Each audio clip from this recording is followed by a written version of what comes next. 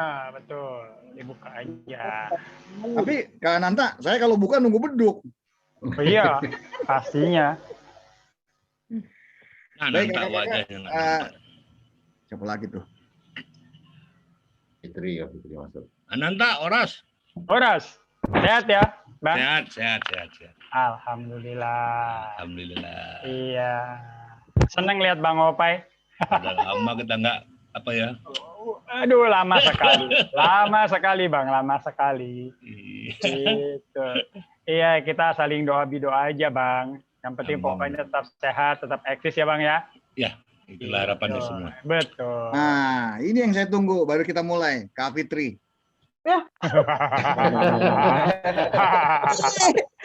Aku cuma sebentar, nanti saya oper dengan Kak Ajit. Oh, nggak apa-apa ya. Yang penting kan ada ini pasangannya Kak Iqbal di DKN nih, Kak Fitri nih. Baik, kakak-kakak kita mulai Kak ya. Assalamualaikum warahmatullahi wabarakatuh. Waalaikumsalam. Salam sejahtera buat semuanya, salam sehat. Ini buat kakak-kakak yang sudah bergabung, terima kasih. Forum ini dibikin karena tahun lalu kan saya dan teman-teman bikin 3 forum untuk penegak, untuk pembina, dan untuk pelatih. Cuma tahun ini untuk mengakomodir permintaan teman-teman, bikin lagi dong forum.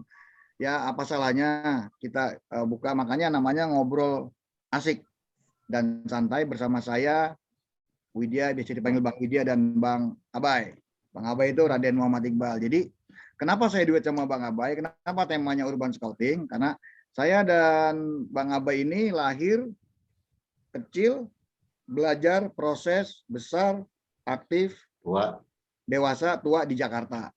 Udah tua. Ya kan?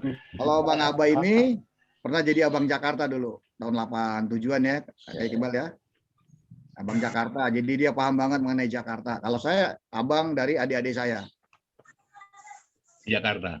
Jadi kenapa kita jadi gini kakak-kakak. Kalau tahun lalu kita bicara adaptasi kebiasaan baru dari normal ke era pandemi. Sekarang sudah mulai ada vaksin, sudah mulai ada uji coba belajar tatap muka dan segala macamnya. Berarti kita sedang transisi nih, tetap aktif tapi titik. Nah, kenapa saya angkat urban society? Sekarang kita mau tidak mau, dari mulai adik-adik kita yang anak-anak kita yang kecil-kecil SD, SMP, SMA sudah belajar dengan jarak jauh, sudah mulai dengan teknologi, dan keresahan yang dari tahun lalu sampai tahun ini masih mengemuka adalah pulkam dan mudik.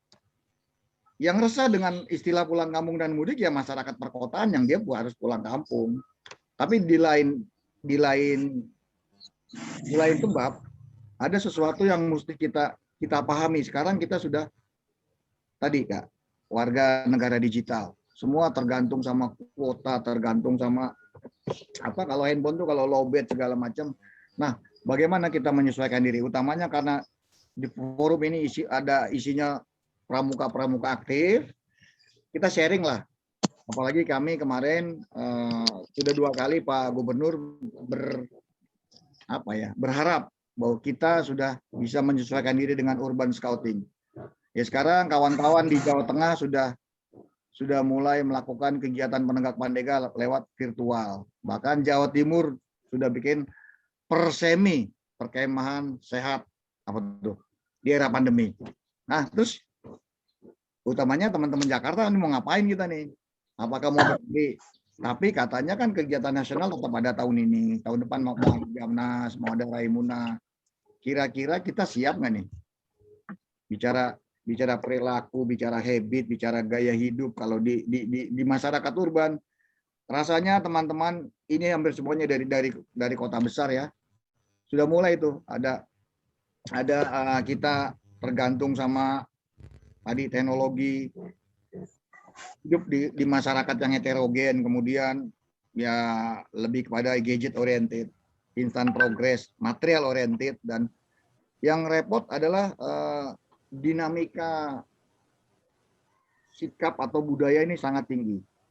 Karena tadi kita heterogen, di komplek, di rumah sebelah-sebelahan. Tadi masing-masing ada yang Jawa, Batak, Medan, Padang, Papua, Sulawesi. Karena saya sendiri tidak setuju dengan istilah akulturasi budaya. Saya lebih senang menyebutnya sebagai harmonisasi budaya. Jadi itu kakak-kakak, mari kita sharing. Di sini tidak ada narasumber, cuma nanti akan ada berbagi pengalaman. Saya udah dari 3 yang saya undang, 2 sudah gabung. Ada pembina yang hobinya ngotak-ngatik secara virtual SKU. Ada pembina aktif yang hobinya bikin secara virtual scouting skill. Mereka tayangkan di YouTube. Nah, kita akan sharing. Yang lain mungkin kakak-kakak punya pengalaman. Oh, saya punya pengalaman. Atau Kak Fitri sekarang kalau dulu kita jadi masyarakat perkotaan, Kak Fitri tinggal di jauh lah. Pokoknya rumahnya dia itu di peta aja nggak ada.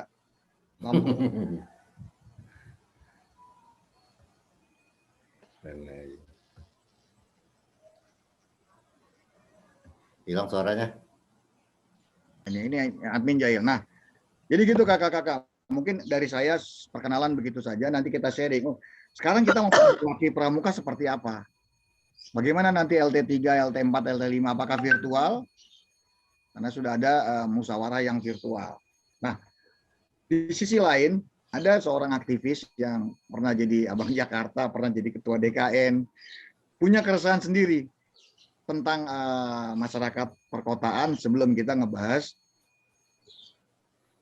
urban scouting. Ya, karena sini ngobrol asik bareng Bang Widya dan Bang Abai. Silakan Bang Abai. Ya, makasih Bang Wid. Kasih hanya berapa yang memang menjadi keresahan kita ya, terutama keresahan saya sini. Saat ini kan sebenarnya batas desa dan kota sekarang ini makin tidak jelas ini.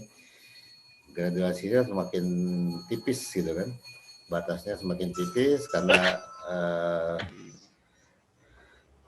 akibat dari perkembangan teknologi ini sekarang. Ya contoh yang paling ini kan luar biasanya sekarang dialek Jakarta itu sudah bisa saya dengar di pedesaan gitu kan. Kalau Banyumas masih perkotaan kan ya. Saya di Banjarnegara daerah Mandiraja gitu. Itu terdengar dialeknya masyarakat Jakarta di sana. Artinya apa? Dengan perkembangan teknologi sekarang, batas ini akan semakin tipis kan.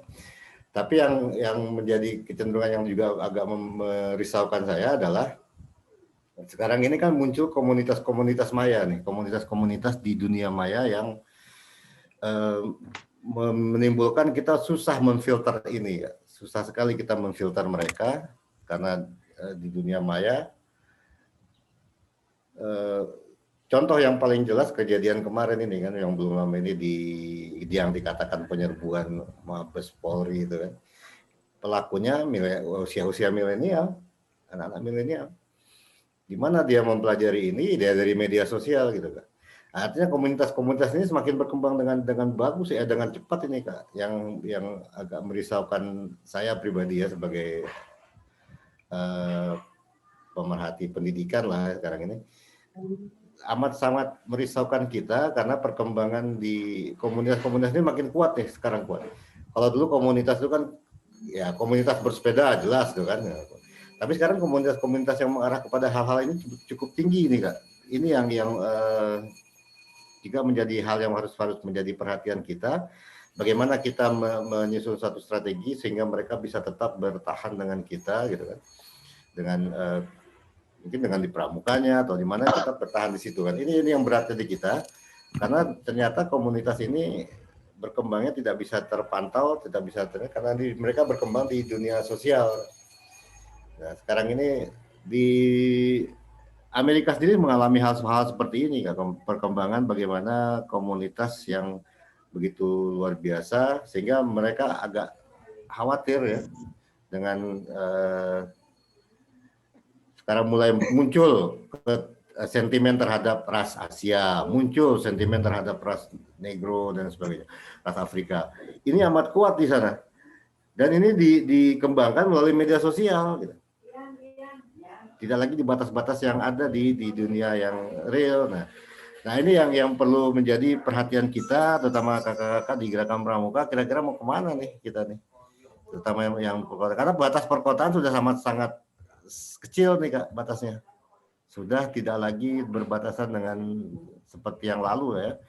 Jelas masyarakat desa, masyarakat kota gitu tegas. Kalau sekarang enggak ini. Sudah nggak tegas sekali batasnya. Sehingga harus menjadi perhatian kita. Saya pikir itu dulu Kak Widya. Nanti saya lanjutkan lagi. Baik, terima kasih Kak Iqbal. Manggilnya jangan kakak dong, abang dong. Jadi gini, kalau dulu jelas ada urban, ada rural. Sekarang ada urban, ada suburban, ada rural, ada subrural. Jadi kalau dulu jelas Jakarta dengan Bekasi, Bogor, Tangerang, Depok segala macam agak beda itu. Sekarang sudah enggak. Sudah ada kota modern, sudah ada kota mandiri segala macam. Nah, ini yang tadi dirisaukan oleh Kak Iqbal. Nah, kembali ke kegiatan Pramuka Urban Scouting. Saya kira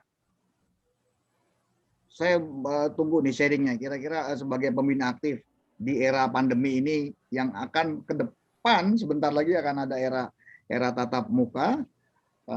Saya tadi sudah bicara di depan akan ada 3 teman-teman yang kita minta sharing. Silakan. Mungkin dari Kak Abror ya. Kak Abror ini pembina aktif yang hobinya membedah SKU lewat virtual, lewat YouTube. Silakan Kak Abror bagi-bagi ilmu buat kita dong. Habis ini Kak Zulfa siap-siap ya. Siap. Jangan nguap. Silakan Kak Abror. Kan lagi Baik, Kak. dengerin dongeng kakek. Jadi Oh, agak gitu. Nanti saya undang Kakek Alfian mana belum masuk nih. Oh iya kakak Alfian. Baik Kakak Bang Wid dan Bang Abai, terima kasih. Ini sungguh luar biasa. Tadi di awal dikatakan sama Kak Ratna, kalau ada Bang Wid sama Bang Abai siap-siap ditodong nantinya. Termasuk saya salah satunya kena sasaran. Aduh. Jadi kakak-kakak menanggapi atau sharing-sharing juga kita di masa pandemi saat ini, kepramukaan yang dimana awalnya itu saya ketika lagi membuat konten seperti itu ya, selalu diawali dari keterpaksaan. Jadi harus dipaksa nih, gimana caranya tetap pramuka itu bisa berjalan di Gus depan saat itu. Awal-awal itu tepat setahun yang lalu lah, di April, di Maret hampir setahun berarti. Di Maret itu di akhir bulan bagaimana nih caranya supaya pramukanya bisa tetap eksis. Akhirnya mau tidak mau di zaman yang katanya 4.0 sudah berjalan, ya sedang berjalan saat ini, berarti otomatis nih peserta didik ataupun nanti anak-anak kita selanjutnya itu adalah generasi digital. Berangkat dari situ akhirnya dibuatlah nih yang namanya, ya kalau dibilang ngoprek SKU. Tentunya dengan tuntunan juga sih ya dari kakak-kakak yang luar biasa seperti Bang Abai, ada Kak Ratna juga yang sering saya tanyakan untuk konsultasi, terus Bang Wid juga bagaimana nih untuk kontennya seperti apa yang supaya lebih menarik dan bisa mudah dipahamin.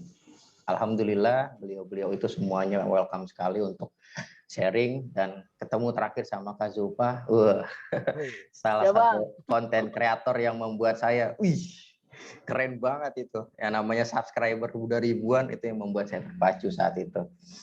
Dan alhamdulillah step by step ya, poin demi poin, butir demi butir itu dikupas. Ya. Ternyata ketika dikupas itu sistemnya adalah bagaimana kita menjadi pembina di lapangan saat itu, ya kita tinggal menerapkannya di dunia digital. Saat itu, wah bingung juga nih, gimana caranya supaya bisa tersampaikan juga informasinya yang tidak mengurangi dari nilai-nilai yang ada di SKU tersebut gitu. Nah tentunya informasi-informasi yang baru, yang kekinian itu pun dimasukkan pula dan disampaikan dengan cara-cara yang menurut anak zaman sekarang itu yang nggak mau ngebosenin intinya. Alhasil ketika pertama kali ada muka saya yang tampil, Dan kepikiran, wah nanti kalau misalkan ada kakak pembina dari Sulawesi, dari Kalimantan, dari Papua mungkin atau dari Bali mau pakai konten ini, bagaimana nih kalau misalkan ada sayanya ketika masuk sekolah, wah nanti nggak bisa. Akhirnya saya buat 2 versi, ketika saya ada yang tampak wajahnya dan hanya sebuah suara-suara saja. Nah, suara-suara saja pun itu terinspirasi dari beberapa program-program TV ya, yang menyampaikan informasi secara infografis lah ya, supaya anak-anak itu lebih gampang. Dan karena saya juga kebetulan sebagai guru di SD, jadi alhamdulillah saya bisa mengcombine, bahkan saya sudah membuatkan satu RPP Pramuka ya. Kalau di Pramuka namanya RM ya, sering saya untuk konsultasi sama Bang Abai, Bang Wid sama Karatna tuh. Nih gimana nih nanti bisa kita pakai? Kalau wah bisa nih kita pakai nanti se-Indonesia katanya gitu. Oh siap. Berarti nanti saya tinggal menunggu dari tuntunan-tuntunan beliau-beliau untuk menindaklanjuti tentang pembelajaran ke depan. Yang tadi dikatakan kita di pandemi sekarang dipaksa semuanya mau nggak mau bisa internet. Semua mau nggak mau, tua muda itu ya mau nggak mau nyemplung gitu. Akhirnya sejalan juga dengan pembelajaran yang akan dilaksanakan setelah ini tatap muka, yaitu yang namanya blended learning. Nah, blended learning itu udah namanya blend, ya, mencampurkan atau mengkombinasikan pembelajaran virtual, digital dengan tatap muka. Yang katanya kalau setiap ada webinar mengatakan Bapak Ibu guru atau Bapak-bapak Ibu-ibu sekalian, kita jangan terpikirkan lagi kalau nanti ketika tatap muka itu sama persis seperti semula. Kita masuk seperti biasa aja gitu. Ternyata sudah ada di atas itu sering di warning ya, tidak akan seperti itu. Nah, berarti kemungkinan ke depannya sistem atau metode pembelajaran pendidikan terutama di Indonesia itu juga akan mengalami suatu perubahan, di mana yang kita sudah mulai alami saat-saat ini ya, seperti PJJ, ya walaupun hasilnya itu memang sangat-sangat tidak maksimal. Untuk itu dibuatlah nanti namanya adalah blended learning. Jadi ada yang daring dan luring. Nah untuk itu konten-konten yang saya buat itu hanya dimaksudkan untuk membantu teman-teman sekalian, kakak-kakakku yang luar biasa untuk di samping untuk ya kalau bisa monggo silakan dipakai, kalau menjadi inspirasi atau misalnya menjadi satu oh seperti ini cara membuat videonya, oh konten-kontennya beginilah yang akan bisa dipakai atau yang bisa dinikmati sama peserta didik yang masuk. Karena ketika dilihat dari komentar-komentar yang ada di konten tersebut, ternyata anak-anak cukup antusias. Sampai ada yang membuat tertawa juga sih. Dia mengatakan, ayo siapa yang kesini cuma gara-gara tugas guru. Ayo siapa yang kesini gara-gara tugas kakak pembinanya. Pada ngacung tangan gitu. Akhirnya kan mereka ada interaksi dan berkenalan juga sama penggalang yang ada di tadi katanya kota ataupun di desa atau dimanapun, jadi mencakup semuanya. Nah, kalau sharing-sharingnya sih seperti itu Kak. Saya niat hari ini adalah nanti untuk kita saling bersama-sama menanggapi atau kita akan menerima tentang pendidikan atau pola pendidikan yang baru sepertinya nanti saat tatap muka ini, terutama untuk kepramukaan, di mana jangan sampai anak-anak nih tentang pramuka itu ngelos aja gitu, karena banyak juga sekolah yang tidak melaksanakannya. Nah itu mungkin kita nanti bisa jadikan sharing juga tuh, ada yang sharing bagaimana di sekolah-sekolah yang atau gugus depan yang kepramukaan ini pun mulai agak turun atau banyak kan yang udahlah nggak usah pramuka karena daring gitu. Nah ini salah satu solusinya. Dan saya juga sering melihat konten-konten dari Kak Zulfa juga yang sangat inspiratif ya. Di situ memberikan saya masukan-masukan luar biasa dari segi teknik pembuatan kontennya ataupun dari isinya tersebut juga sangat luar biasa gitu. Nah mungkin itu aja sih Kak yang bisa saya sharingkan. Kembali ke Bang Wid, silakan. Terima kasih, Abror. Yang jelas Kak Abro ini kan praktisi pendidikan, tenaga pengajar. Satu lagi yang saya minta sharing adalah Kak Zulfa Ahyar nih, dulu masih peserta didik mendaki Gunung Aconcagua ya bersama almarhum McKinley, Kak, McKinley bersama Mukas Tribaruno. Nah, Zulfa ini bukan tenaga pengajar, dia aktivis, dia sudah KPD kalau nggak salah ya. Lulus nggak KPD-nya?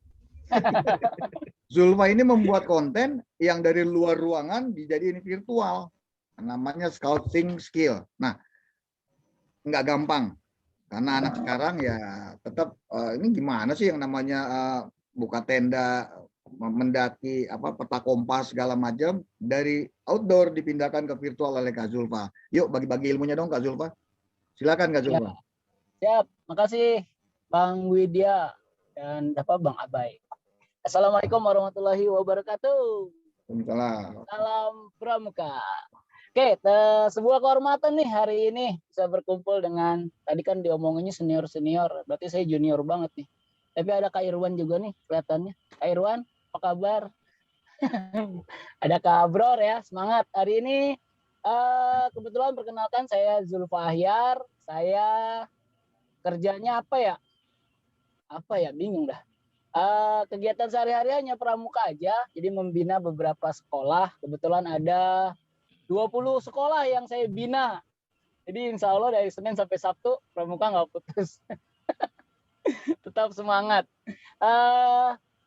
Nah, berawal dari datangnya si COVID-19 ini, kakak-kakak yang saya hormati dan saya banggakan ini, begitu COVID-19 datang, ini adalah sebuah hal yang sangat membuat dilema. Kenapa? Karena pada saat itu juga semua kegiatan terhenti.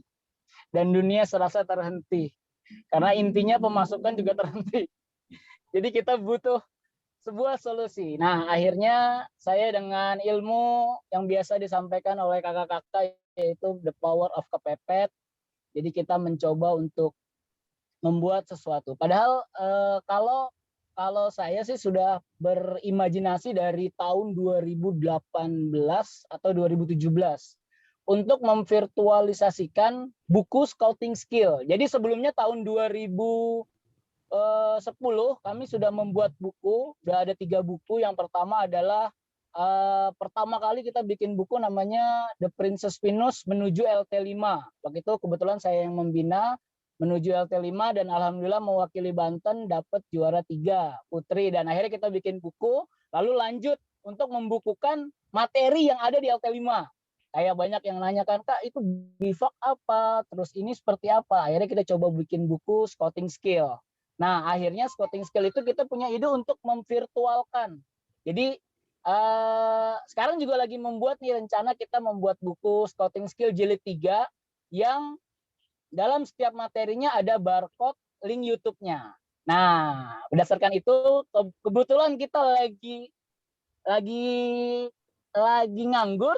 Nah, selama bulan Maret itu kita nganggur, bulan puasa April kita coba untuk memvisualisasikan materi-materinya. Akhirnya kita buat Scouting Skill Channel yang ada di YouTube. Jadi sama nih, kita berangkat sama Kak Abror bareng-bareng dari bulan Maret kakak-kakak.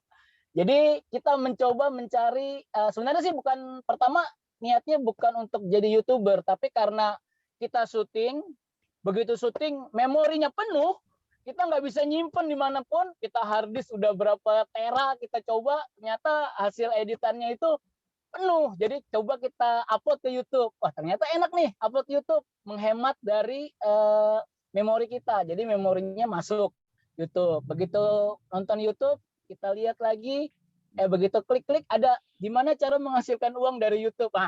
Barulah kita mengejar namanya subscriber. Dan ternyata nyari subscriber itu nggak gampang. Setengah hidup kita. Untuk mencapai proses 100 subscriber aja, kita udah japri teman-teman yang di ini, tapi tetap aja tidak bisa. Nah, untuk materi-materi scouting skill, saya pribadi, mohon izin kakak-kakak, kita mencoba untuk mengangkat materi yang belum ada. Karena ketika kita klik di YouTube, materi pramuka itu standar. Untuk pertama kali waktu bulan Maret itu standar seperti Sandi AN, Sandi AZ. Tapi ketika kita bagaimana cara menggunakan resection pada peta topografi, itu tidak ada satupun pramuka yang membuat. Nah, saya mencoba untuk mengangkat hal-hal yang tidak ada dan belum ada di YouTube lah terutama. Seperti kita coba membuat peta lapangan dengan metode 1 titik, 2 titik, atau langsung 5 titik, atau membuat peta-pita secara langsung dengan metode yang ada seperti apa gitu. Mungkin terus juga kita coba materi simpul, lalu praktek. Kita rafling dari atas gedung, atau kita mencoba ascending, atau naik menggunakan 1 tali, single rope teknik. Nah, seperti itu adalah kegiatan pramuka yang sebenarnya itu kita coba angkat, kita berpetualang, kegiatan di luar, itu yang sudah mulai hilang. Karena kebanyakan sekarang pramuka terlihat lebih banyak teori daripada prakteknya. Jadi kita coba untuk terjun ke hutan, kita coba membuat api, lalu mencari air, menjernihkan air. Ternyata begitu kami share di YouTube, antusiasnya luar biasa. Bahkan ada yang baru kita upload sudah sampai 2.000 orang yang nonton. Padahal baru 1 hari, baru 2 hari. Nah, itu yang membuat semangat. Sebenarnya semangat sih dukungan-dukungan dari kakak-kakak seperti Bang Widya juga tiba-tiba komen saya, kok pakai baju pramuka nggak pakai peci? Wah, saya langsung dapat kemesan luar biasa tuh. Akhirnya saya beli peci deh Bang. Mantep tuh Bang. Harganya Bang mahal juga ternyata ya. Karena biasa di lapangan pakai topi lapangan, nggak pernah pakai peci. Akhirnya kita coba mensesuaikan. Akhirnya ternyata ada masukan-masukan kenapa nggak pakai baju lapangan, baju ini. Banyak juga yang komen, baik komen secara pribadi, baik komen secara itu. Nah, akhirnya kita coba untuk mengangkat. Nah, sekarang saat pandemi ini kita sudah parah sekali. Banyak anak-anak sudah jenuh berkegiatan via daring. Akhirnya kita coba lagi bikin, karena saya membina 20 sekolah dan 20-20-nya harus berpramuka. Kebetulan semangat semua. Akhirnya kita coba bikin camping virtual. Tapi ada beberapa yang beda. Kalau camping virtualnya hanya mendengarkan atau tidak bergerak, mereka pasti akan bosan. Akhirnya kita coba camping virtual yang model baru, yaitu semua perlengkapannya kita kirim ke rumah. Jadi misalkan kita temanya survival biasanya. Survival seperti pertama misalkan mencari air. Cari air misalkan kita menjadikan air. Jadi kita bawa perlengkapan air, kita kirim ke rumahnya. Lalu mereka nanti dapat kotak gitu, 1 kotak. Kotaknya ada gemboknya, ada kodenya.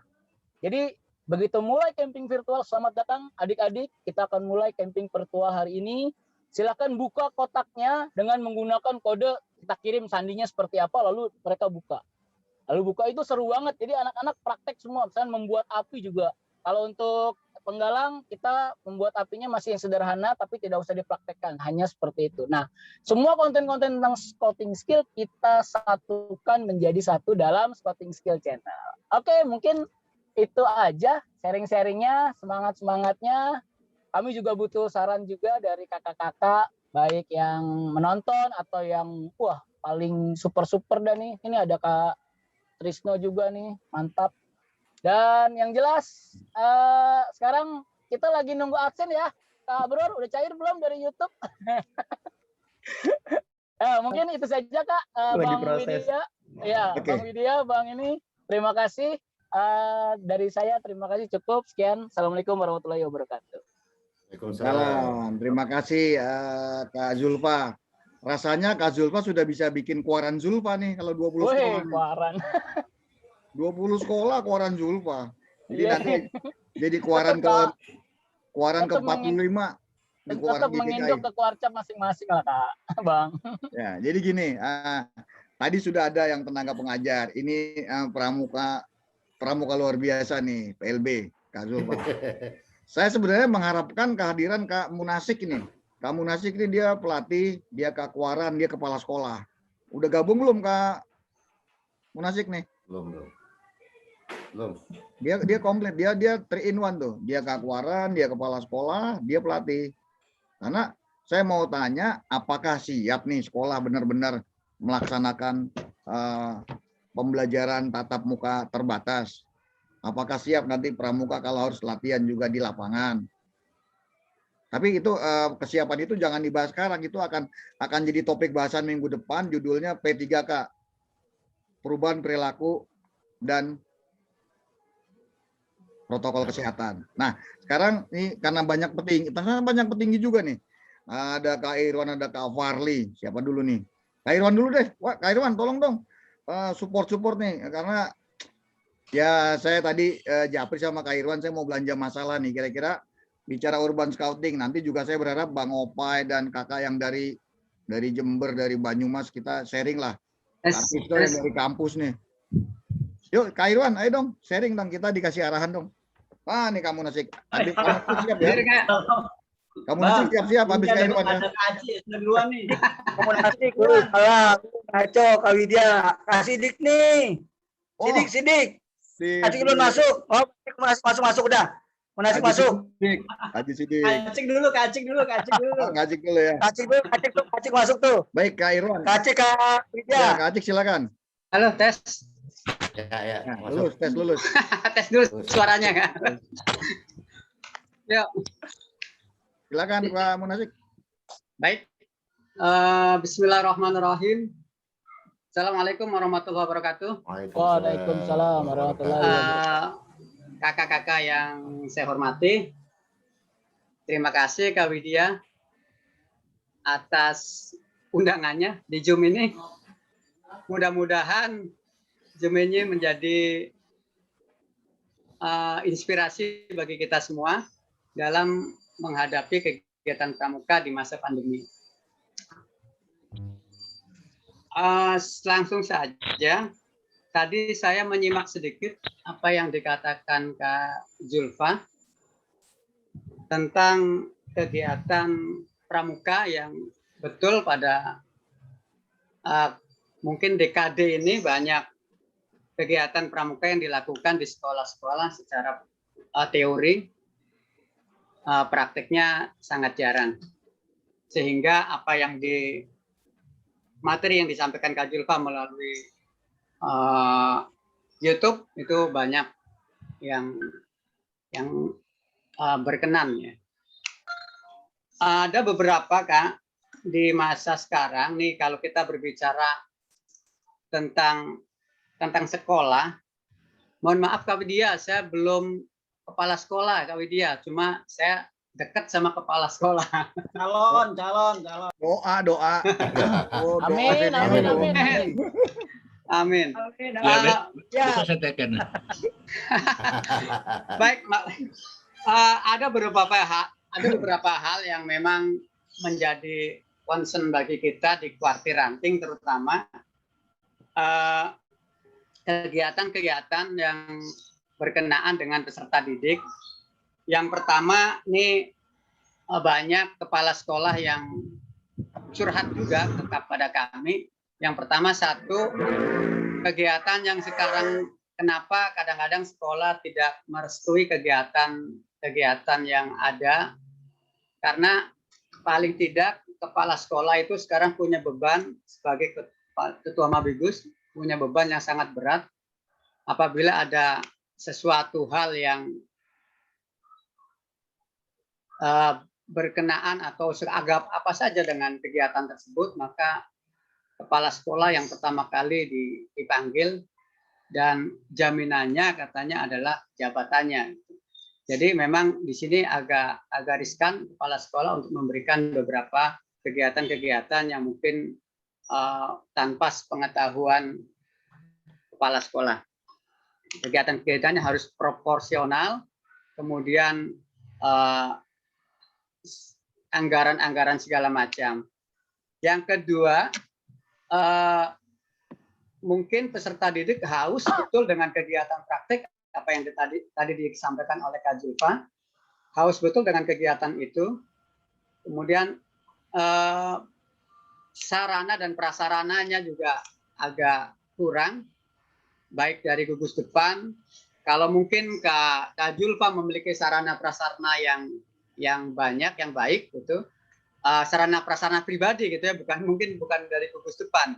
Kalau dari gugus depan bisa bilang lah, mungkin Kak Zulfa dilihat di gugus depan mungkin jarang yang gugus depan punya sarana yang baik. Bahkan sanggar pun mungkin banyak yang tidak memiliki. Saya sering katakan kepada kepala sekolah, baik guru dan segala macam, pada saat kegiatan KMD atau kegiatan-kegiatan yang lain, pertemuan-pertemuan yang lain, bahwa dengan Permendiknas nomor 63 tahun 2013, itu kewajiban sekolah, kewajiban kepala sekolah itu sangat banyak. Kewajiban dinas pendidikan juga banyak. Kewajiban suku dinas pendidikan juga banyak. Mohon maaf, untuk dinas pendidikan tingkat provinsi, suku dinas pendidikan itu yang ada di wali kota.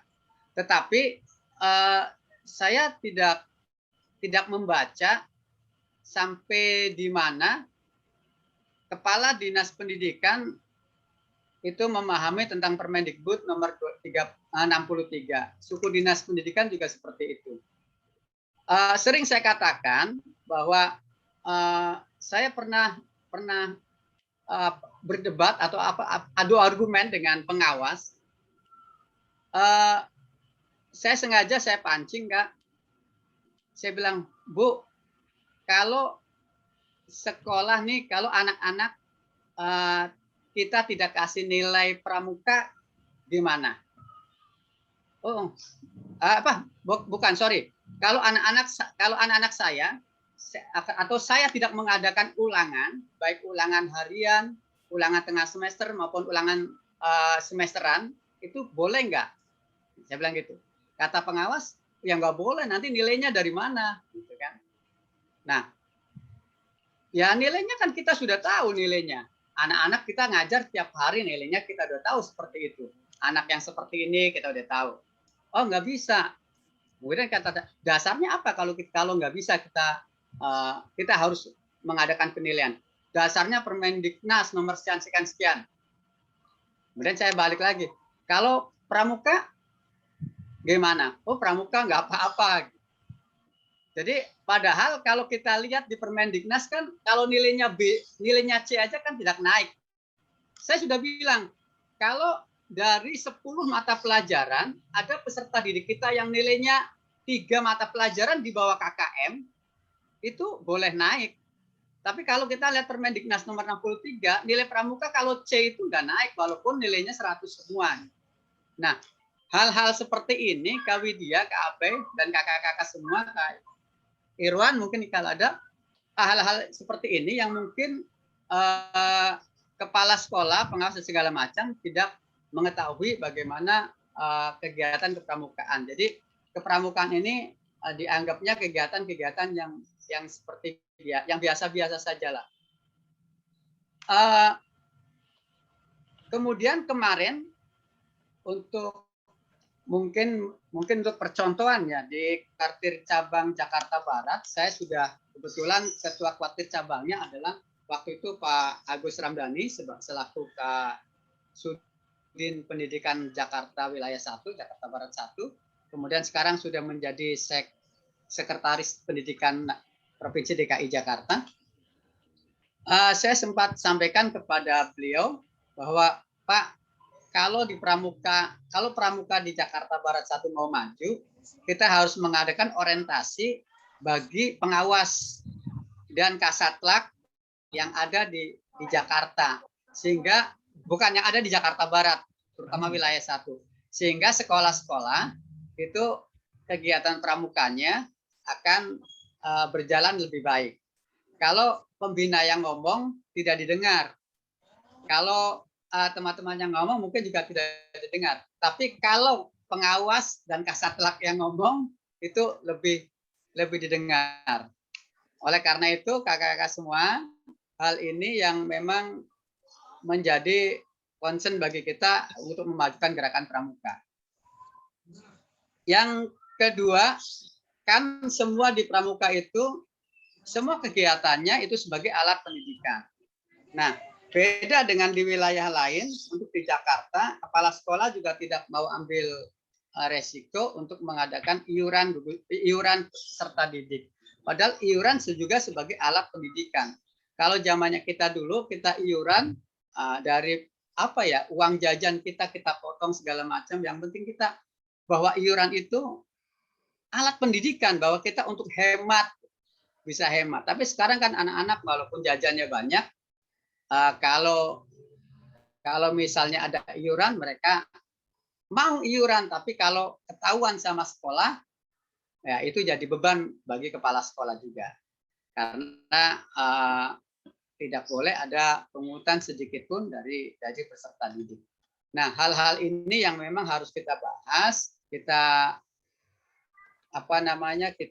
bahas lebih lanjut mungkin di pramuka. Yang ketiga, yang terakhir mungkin Kak, kita sudah mengalami pandemi nih hampir lebih dari 1 tahun. Kegiatan pramuka juga berjalan virtual ya, begitu saja. Kegiatan baru mulai kemarin ada PBS yang kebetulan anggarannya dari kuartir daerah. Kemudian katanya mau ada LT2 yang nggak tahu LT3 LT4-nya.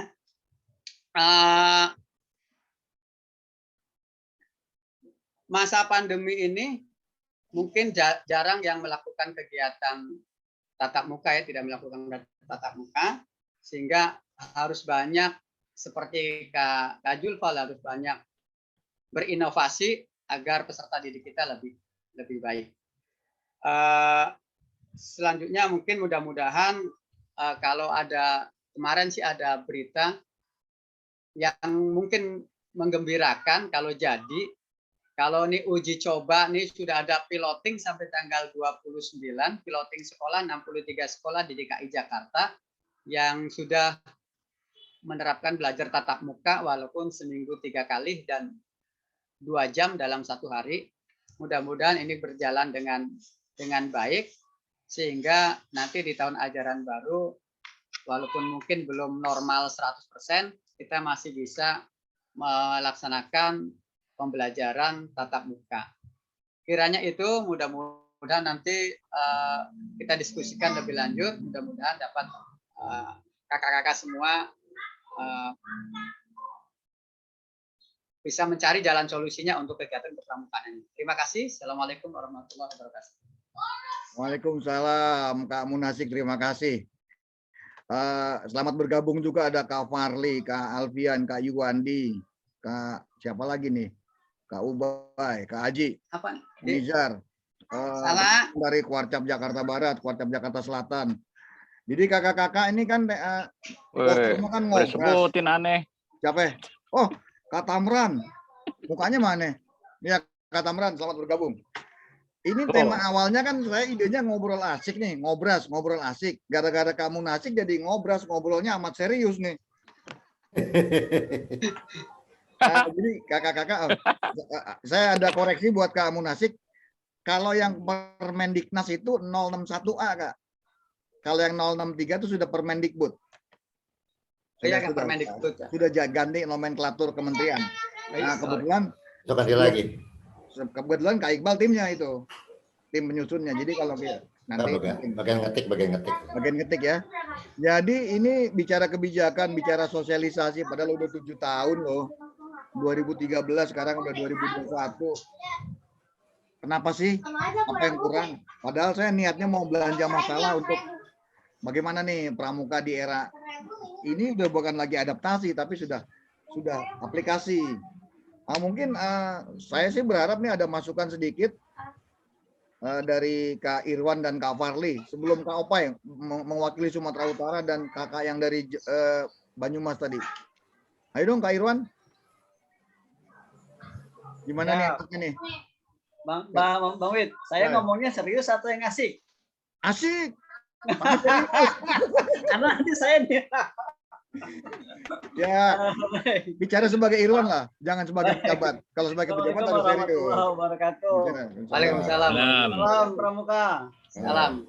Yang kita hormati nih sesepuh-sesepuh kita, ada Kak Alfian, ada Bang Abay, Bang Wid. Bang Abay, Bang Wid belum sesepuh ya? Belum ya? Levelnya belum sama kalian masih jauh ya? Belum disepuh belum saya. Ada Bang Opa yang jauh di sana di seberang. Baik, terima kasih. Saya juga tadinya Bang Wid karena tadi saya membayanginnya kita akan ngobrol tentang urban scouting. Saya agak tertekan tadi dalam tanda petik under pressure juga tadi. Waduh, ngomonginnya soal gudeg, ngomong sekolah ini. Ini urusan dinas ini ya. Tapi sebagai gambaran saja mungkin buat teman-teman di Jakarta, insya Allah 30 Maret yang kemarin kita sudah pertemuan dengan Dinas Pendidikan dan sudah mulai ada arah supaya kita bisa lebih mudah mengaplikasikan kegiatan kepramukaan di tempat kita masing-masing. Kita akan bentuk 3 kelompok kerja bersama Dinas Pendidikan. Salah satunya adalah tentang bagaimana pembinaan gugus depan, tentang orientasi Mabigus, tadi disampaikan tentang iuran, tentang model pelaksanaan blok reguler dan aktualisasi, itu nanti akan kita bahas insya Allah dalam waktu dekat ini bersama teman-teman dari Dinas Pendidikan. Nah, saya mau sumbang pemikiran saja mungkin tentang urban scouting. Sebelumnya Kak Farli ditunggu di rumah saya ya, jangan lama-lama. Di sini tutup. Karena Bang Wid ini Kak Farli janji ke rumah saya sore ini. Oke. Jadi sebentar. Ya. Kalau ketua sama bendara DKN ketemu bahaya ini. Kenapa? Ya, Kak Farli kan ketua, kan bendara. Mau jualan tajil pas ini. Tapi untungnya laki-laki sama laki-laki. Nggak boleh KB laki-laki sama laki-laki. Kita banggakan yang penting kasih sayang ya Bang ya. Karena ada kejadian kan ketua DKN wah bendara DKN nikah. Iya, Kak Fairuz sama Kak Tuti. Iya, Kak Fairuz sama Kak Tuti kan. Jangan astagfirullah jangan sampai. Rekomnya ke ASEAN tuh. Lanjut. Nikah. Ya, tadi tentang urban scouting ini memang saya nggak ketemu referensi yang cukup memadai ya untuk ini karena begitu urban scouting ini sering kali didengungkan belakangan ini, terutama ketika Pak Anies Baswedan selaku Kamambida juga sering sekali menekankan hal ini. Terakhir pada kesempatan Rakerda kemarin beliau menyampaikan mengingatkan tentang keterbaruan, tentang kekinian, tentang inovasi dan sebagainya di urban scouting ini kayaknya kita terkulik kembali. Saya mungkin nanti justru pengen dengar dari sesepuh-sesepuh kita kayak Calvian segala macam bagaimana kita membuat model. Cuma dan memang dalam berbagai kesempatan seringkali kita hanya menanggapi urban scouting itu sesederhana kata-katanya pramuka di kota. Nah, kemudian banyak yang belum berhasil menggali, mungkin termasuk saya sendiri, belum berhasil menggali ciri dari urban. Belum ke scoutingnya, ciri urbannya dulu. Jadi ciri urban itu yang heterogen, mobilitas tinggi, ruang terbuka hijau terbatas, waktu kumpul dengan keluarga yang terbatas, kemudian arena bermain yang makin terkurangi dan sebagainya. Nah, kita kurang menggali di sana. Karena kalau saya pikir nanti mungkin waktu kita pada saat KPD yang lalu terakhir Bang Abai saya ingat kita coba juga nih gali tentang urban scouting. Ternyata pada saat itu dari karya-karya tulis peserta ini hanya sebatas pada memahami bahwa pramuka berurusan dengan teknologi. Wah, kalau sudah bersentuhan dengan internet, sudah bersentuhan dengan komputer itu sudah urban scouting. Apa sedangkal itu gitu. Dalam pemahaman saya harusnya sih bukan. Karena challenge ini harusnya lebih dinamis dari sekedar teknologi. Walaupun memang teknologi salah satu alat ukur paling ringkas yang bisa menunjukkan bahwa dunia kita ini makin cepat berubah. Nah, ke depan memang kita ingin berharap kita bisa mendapatkan masukan yang lebih dalam tentang urban scouting ini. Apakah memang cukup pada kemasan? Apakah pada nama saja kegiatannya? Apakah pada metode kepramukaan yang perlu sedikit menyesuaikan? Atau pada atau justru pada substansi tujuan kepramukaan hadir di tengah masyarakat kita. Karena begitu bicara tentang urban scouting, saya tersentuhnya justru pada mereka yang merasakan dampak kehadiran pramuka. Bukan apa aktivitas pramuka, bukan. Tetapi bagaimana kehadiran pramuka itu kemudian bisa lebih dirasakan oleh masyarakat sekitarnya, termasuk ketika para orang tua ini melepas kepergian anak-anaknya untuk pramuka. Orang tua dengan sedemikian yakin senang, oh ini kan anak-anak pramuka zaman sekarang, silakan pergi. Ya, sekarang saya yakin dari sekian banyak anak-anak kita, adik-adik kita yang sebenarnya dapat restu dan tanda petik oleh orang tuanya pergi pramuka saya nggak tahu ya. Kalau zaman Kak Fitri mungkin kabur dari rumah ya, sering zaman Karatna mungkin ya, pramuka silakan, tapi di luar sana pramuka ya. Nah, tapi pramuka kita ini sudah lekat dengan masyarakat urban kita, maka seharusnya orang tua semakin easy, semakin mudah untuk melepaskan anaknya, makin rela, makin senang anak-anaknya ikut berpramuka. Ini nanti berdampak ke sekolah tadi dibahas oleh Kak Aci tadi ya. Nah, kalau orang tua, masyarakat sudah sedemikian welcome terhadap pramuka, harusnya sekolah sudah tidak perlu di-educate lebih jauh lagi. Edukasinya soal teknis saja. Mungkin Mbak Kaba ya, soal penentuan kurikulum, bagaimana model aktualisasi, dan seterusnya. Karena willing dari sekolahnya, willing dari orang tuanya sudah cukup. Pengen banget anaknya pramuka deh. Sekarang kan seolah-olah pilihan, seolah-olah wajib aja anak-anaknya ikut pramuka. Apalagi di SD. Nggak ada pilihan lain, pokoknya kalau school ya pramuka. Begitu di SMP, di SMA sudah makin banyak pesaing. Saya pikir saya nggak mau terlalu banyak ngobrol yang agak serius, Bang Wid, karena kepengennya tetap asik, bisa menggali lebih banyak dari kakak-kakak yang lain. Demikian, mungkin Bang Wid saya kembalikan. Ya. Bang Wid, Kak Irwan, makasih. Aduh. Iya nih, emang susah nih, karena kalau semua ngomong jadinya serius ini. Itu makanya kenapa di tema kali ini saya tidak ngebahas urban scouting, tapi kita bicara urban society, masyarakat perkotaan. Nah, setuju. Ya, setuju. Di poster namanya urban society. Jadi ya tadi kita harus melakukan harmonisasi budaya. Ya kayak saya nih kalau ketemu sama ketua DKD Sumatera Utara pasti ribut. Karena memang beda kultur, beda ilmu, beda pesantren. Nah, sekarang silakan Bang Opai, Waka Kuarda Sumatera Utara. Dari sisi Medan kan kota besar juga, sudah banyak urban di sana. Yuk berbagi ilmu dong buat kami, Bang Opai yang di Jawa nih. Oke, Bang, Bang Widya, Bang Abai ada sepuh apa namanya? Udah Alfian nih. Nah, Bang Al. Iya, Bang Al nih wajahnya diumpetin terus nih. Padahal aku udah kangen betul sama dia. Horas Bang Alfian. Ya, horas. Gitu dong. Oke, kakak dan abang sekalian, tadi asiknya menyimak saja sih urban scouting, terus sebagai urban sociality. Ada satu sebutan mantan gubernur kami kemarin, jauh sebelumnya, dia nyebut lagi nih, Mars Tipatue Hutanabe, membangun, balik pulang kampung membangun gitu. Nah hari ini kita nyebutnya ada mudik, ada pulkam gitu. Kalau saya lebih mendudukan sebutannya yang lebih asik-asik dari itu, kampung scoutingku. Nah apa yang dilakukan oleh Kak Abror ya?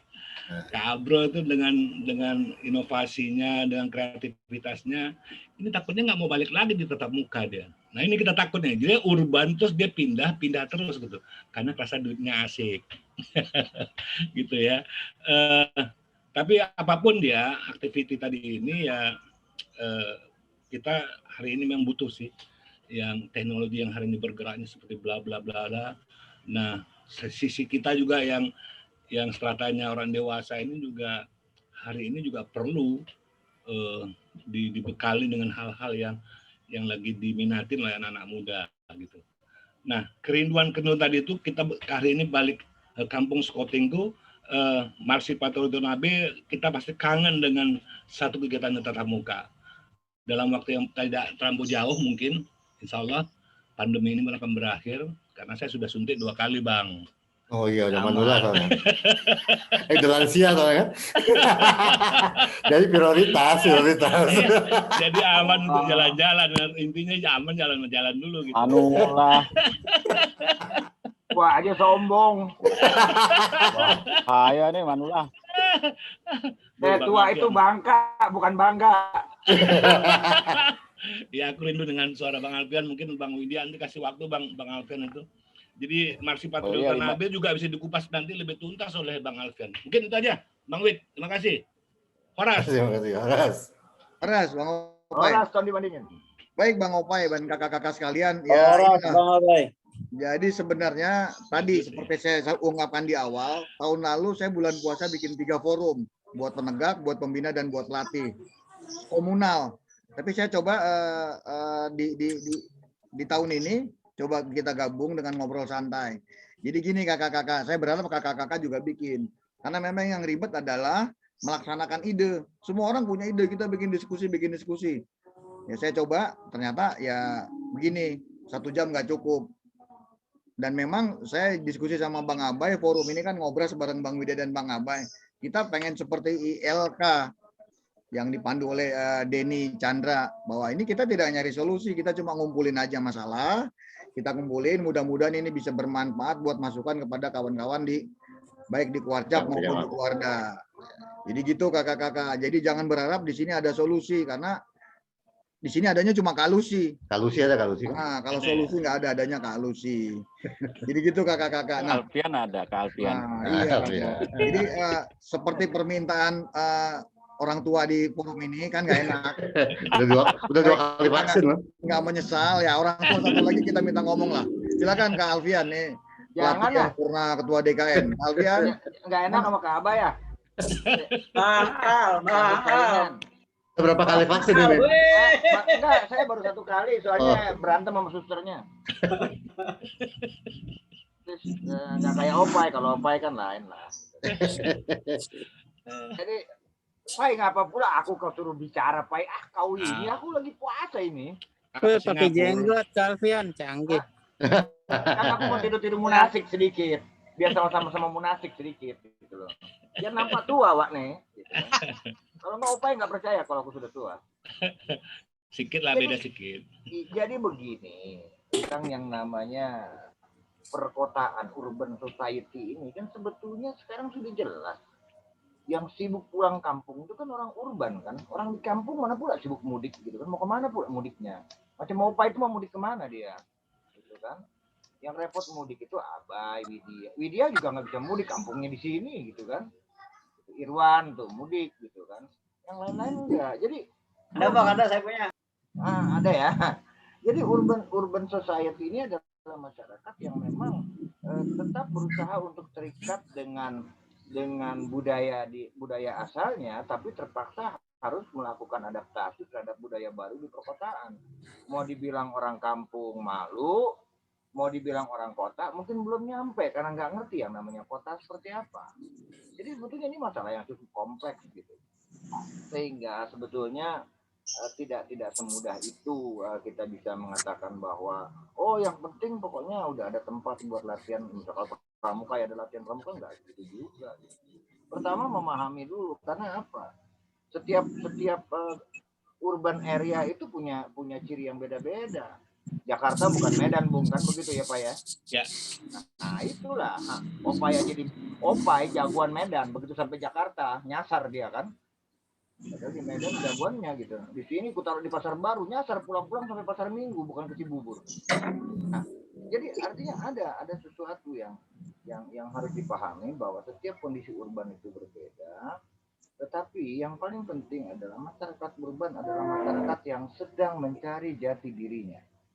Sedangkan masyarakat rural adalah masyarakat yang sudah punya jati diri. Aku petani, aku pekebun, aku peternak gitu ya, tinggal di sini. Kalau masyarakat urban adalah masyarakat yang selalu mencari jati diri, masyarakat yang resah gitu. Yang selalu bergerak tarik-menarik antara siapa yang paling kuat yang ada di situ. Misalnya sekarang kalau dulu tuh di Terminal Cililitan yang paling keren adalah teman-temannya Opai itu kan, karena mereka di sana gitu. Jadi kalau mau cari lapo tua segala macam ada di sana lah gitu kan. Masih banyak. Jangan berharap di situ ada kredok gitu. Jadi ini sebetulnya yang harus kita lihat sebagai sebuah urban conditional urban. Ya, saya cuma mau nyumbang pikiran itu aja bahwa ya kalau kita mau bicara urban, mari kita dalami seperti tadi Irwan bilang, tidak sekedar mungkin kita bicara langsung pramukanya mengadaptasi itu nanti urusan yang lebih repot lagi gitu. Tapi yang paling pertama adalah yuk kita sepakat bahwa masyarakat urban adalah masyarakat yang tercerabut dari akarnya dan sedang mencari bentuk baru, tapi juga tidak mau keluar dari akarnya. Terkadang dia dengan mudah melecehkan akarnya atau marah-marah kalau akarnya dilecehkan. Jadi masyarakat yang serba dalam kondisi yang sangat-sangat kalau kita katakan sangat-sangat sensitif. Saya pikir gitulah, sekedar sumbangan aja. Ini kan kita cuma ngobrol asik aja kan, nggak kita bicara kondisi tanpa solusi kan gitu. Makasih ya Kak Wid, Bang Wid, Bang Abai. Ya, terima kasih Bang Alfian. Makasih Bang Alfian. Aduh, Ngopi apa ngopi? Sebenarnya kita kalau sampai jadi gini, ini kan pertama kali.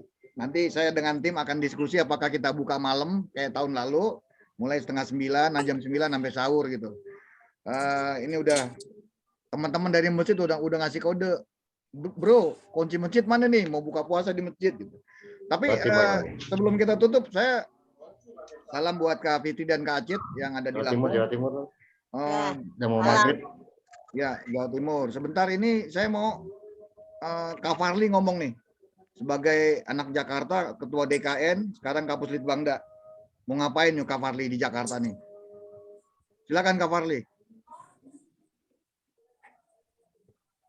Oke, Bismillahirrahmanirrahim. Assalamualaikum warahmatullahi wabarakatuh. Waalaikumsalam. Salam Pramuka. Salam.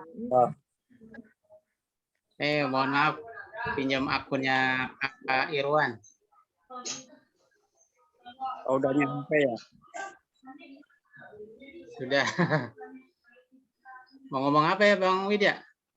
Ya, kira-kira enaknya kita ngapain nih?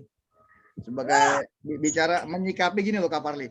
Menyikapi era adaptasi, bukan lagi kebiasaan baru nih. Kita udah aplikasi.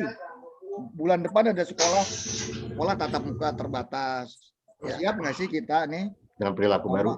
Dengan kondisi terbaru, walaupun sudah vaksin ternyata masih juga masalah disiplin. Nah, kembali ke pramuka. Kira-kira kita mau ngapain nih Kak Farli buat anak-anak kita nih?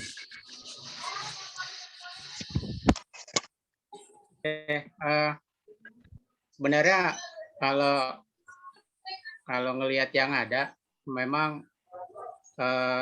kemarin kan kebetulan juga anak udah mulai uji coba sekolah tatap muka. Cuman memang habitnya ternyata nggak banyak berubah gitu.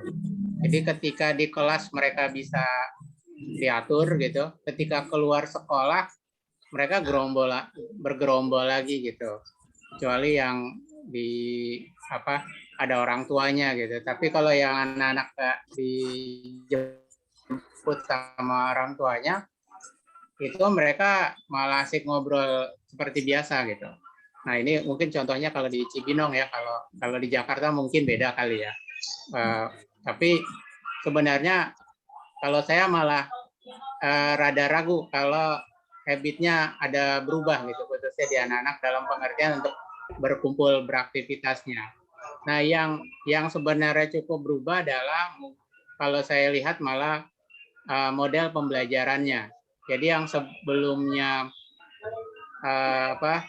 ibaratnya fasilitas internet dan yang lain-lain hanya lebih kepada kepentingan komunikasi atau permainan saja. Nah, ke depan ini malah lebih dominan untuk bagian dari pembelajaran. Nah, bahkan untuk beberapa yang lain memprediksi bahwa sekolah tatap muka atau kuliah tatap muka malah itu hanya pelengkap. Jadi ada keterbalikan model pembelajaran. Nah, yang jadi pertanyaan kira-kira untuk yang pramuka pengaruh nggak gitu. Nah, ini yang memang perlu dilihat lagi. Jadi kalau saya melihat urban scouting nah ini yang pertama konsep urban scoutingnya sendiri kan persepsinya ternyata pas kalau lagi dicek beda-beda ya. Nah jadi ini yang mungkin perlu ada kesamaan, bukan kesamaan konsep dalam pengertian kegiatannya, tapi konsep pemahamannya, kesamaan konsep pemahamannya gitu. Kira-kira yang dimaksud urban scouting ini ada pengaruhnya nggak dengan urban society tadi. Nah, jadi bisa jadi apakah pramuka itu jadi solusi nggak dalam mengatasi permasalahan-permasalahan yang ada di lingkungannya.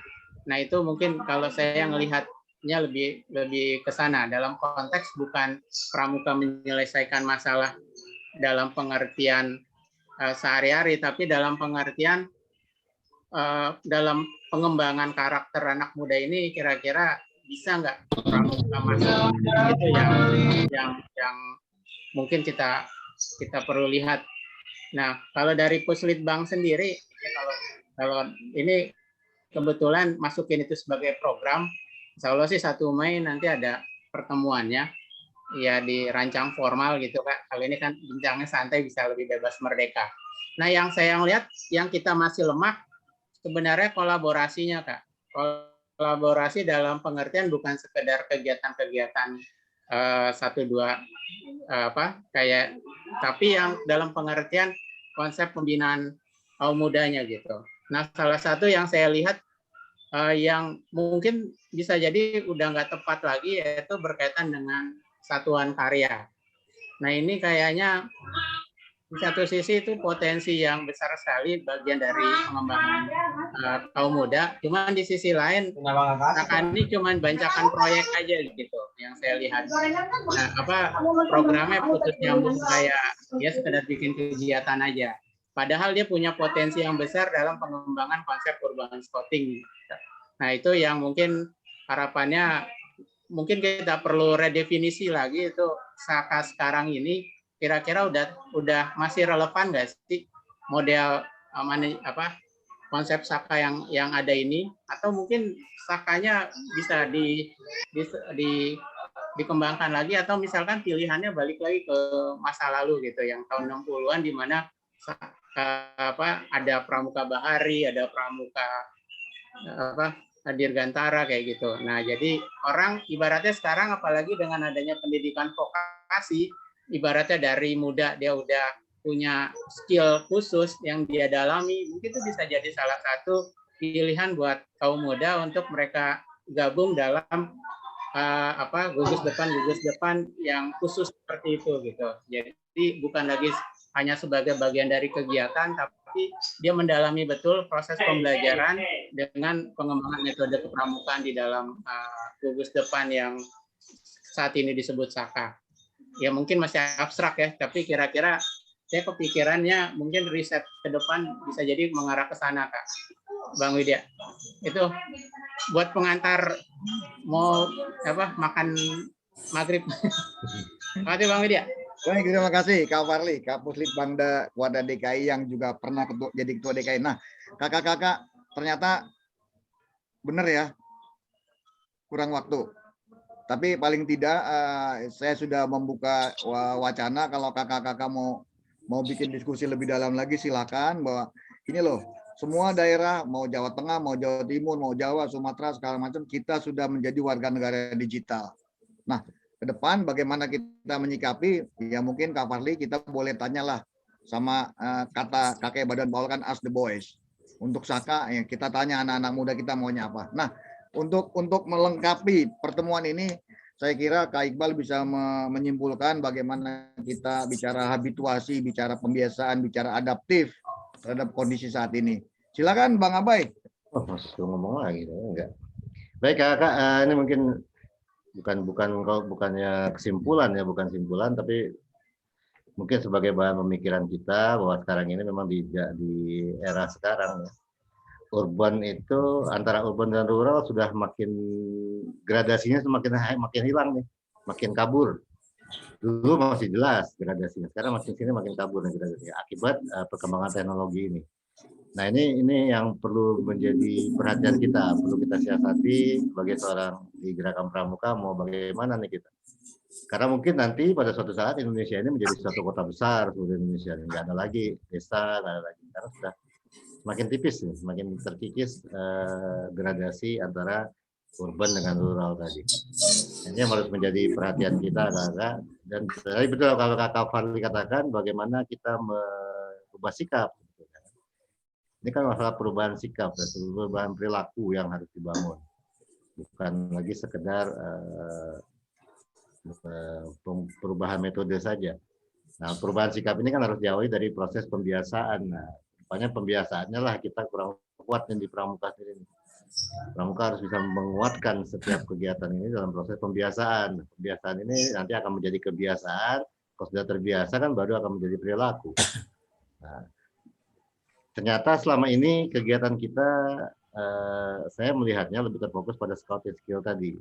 Kita lupa pada proses pembiasaan.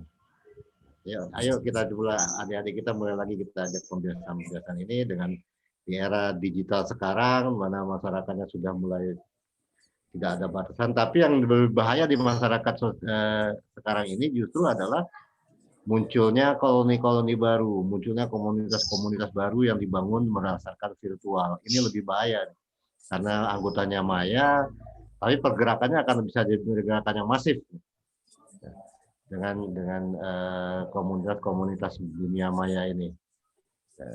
Kita lihatlah sekarang bagaimana bergesernya kaum muda kita yang kemarin dikatakan yang dicap sebagai teroris itu kan. Sudah banyak kaum muda nih, anak-anak milenial sekarang yang bertemu. Mereka belajar dari mana? Dari dunia maya, dari dunia media sosial. Pernah ketemu? Enggak pernah dengan ketemu. Artinya ya kita pramuka harus mau adaptif dalam memanfaatkan betul media-media ini sebagai sarana, dan harus masif gerakannya, nggak bisa digerakkan oleh seorang Zulfa saja, seorang Abror saja, gitu kan? Harus didukung oleh semua nih gerakan-gerakan seperti ini. Ayo, sehingga media sosial dikembangkan oleh gerakan pramuka ini benar-benar diminati, orang mau melihat, mau mengikuti. Nah, akhirnya menjadi satu komunitas yang baru yang memang kuat nanti. Barangkali itu Bang Widya, kesimpulannya, bukan simpulan ya, saya melihat ada keresahan di situ. Keresahan bahwa nanti di media sosial, dengan berkembangnya media sosial ini justru akan muncul komunitas-komunitas maya di dunia maya yang justru lebih berbahaya kalau kita tidak bisa mengadaptasi dengan baik. Terima kasih kali ini.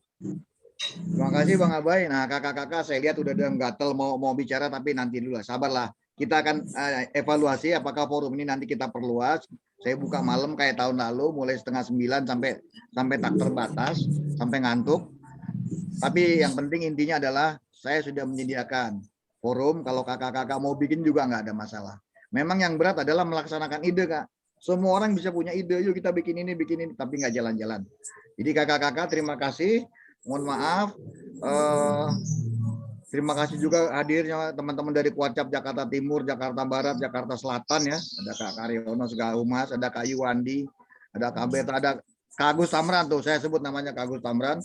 Buat semua, Kak Ratna terima kasih, Kak Satini, Kak Gopur. Semuanya ada dari Cilegon nih. Ilmunya senang Abdullah, banget. Hendrik Suko dari Cilegon yang sudah berkolaborasi dengan Raffi Ahmad. Ada Jember ya. Iya kakak, saya dari Jember. Nah, Katri dari Jember, terima kasih. Mudah-mudahan Aji Martono nih, Ketua Piala Musik Indonesia, Kak Berta. Saya ingin semuanya bicara, cuman seperti lagu-lagu zaman dulu, apa daya waktu membatasi kita. Terima kasih, ternyata Kak Zulfa sama Kak Abror saya kasih PR. Bikin konten bagaimana dengan modal semurah-murahnya bisa bikin konten. Nggak harus juta-jutaan. Bagaimana dengan handphone yang ada, bagaimana dengan mic yang ada, bisa bikin konten. Bisa berbagi kan? PR. Nanti kita collab ya. Minggu depan dikumpulin. Jadi kakak-kakak terima kasih. Karena ini ngobrol asik. Dengan ngabuburit. Pisang. Terima kasih kakak-kakak bahwa terima kasih kakak. Sama-sama kakak. Selamat berbuka puasa. Sampai banyak yang berminat buat belajar. Abai, salam kenal Abai. Terima kasih semuanya, Kak Alfian. Oras. Ini sama Kak Iqbal. Oras maju jua. Oras. Wah, Kak Layen juga muncul. Terima kasih Kak Layen. Detik terakhir bisa muncul. Waduh.